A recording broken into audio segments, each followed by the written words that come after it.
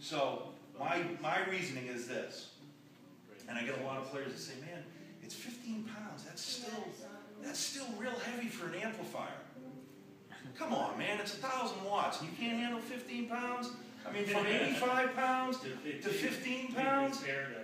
So, here's, yeah, it's like, and that's why, it's like, so, let me get this straight, man. You'll stand at a gig and hang a Fender P-Bass or a Lakeland or a Warwick or an Alembic that weighs 10, 13 pounds off your neck for 4 sets for 4.5 hours a night.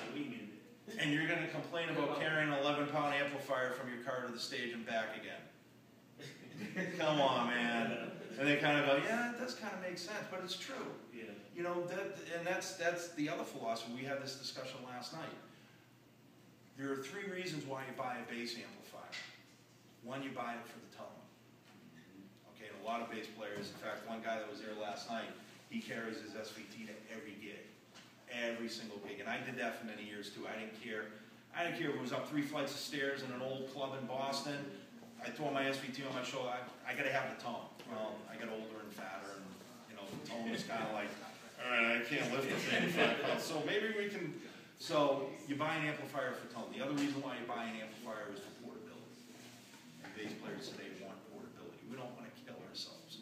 You know, a 15-pound amplifier is manageable. An 85-pound amplifier. I joke with my kids. I joke with my wife. I'm breeding roadies. All right, my daughters will eventually be my roadies at some point. So I am breeding roadies. When they're old enough to carry an SVT, they will. And then the third factor when you're buying an amplifier is obviously price.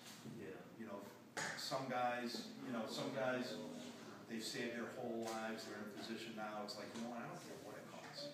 We build a set with that B15 I was showing you. We build those amplifiers still today. We build them in limited quantities. We build 100 a year. Last year we built 50. This year we built 100. It's a $7,000 B15. It's all hand wired point to point. There are guys out there, believe it or not. We introduced them in January. We sold all of them in January at the trade show because there are guys out there that are like, man, I've always wanted a B15. I don't care what they cost. I've got to have that tone. Yeah.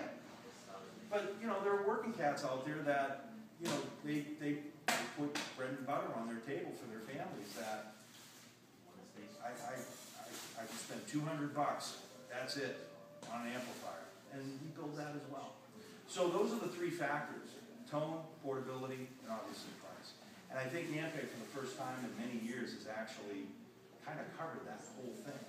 Like I said, if you want a $7,000 B15, we've got it. If you want a $100 BA108 with a little 25-watt practice amp, we've got it. We never had that before. So now, you know, my 9-year-old daughter can go into a store. I can bring her into a store and buy a BA108 for $100, and she's into an Ampeg rig, the same rig that her hero plays on stage. You know, whereas before that wasn't possible. So that's one thing that I like to present about Ampeg today is we build everything from a $100 combo amp up to a $7,000 hand-wired, literally a piece of work or a piece of art.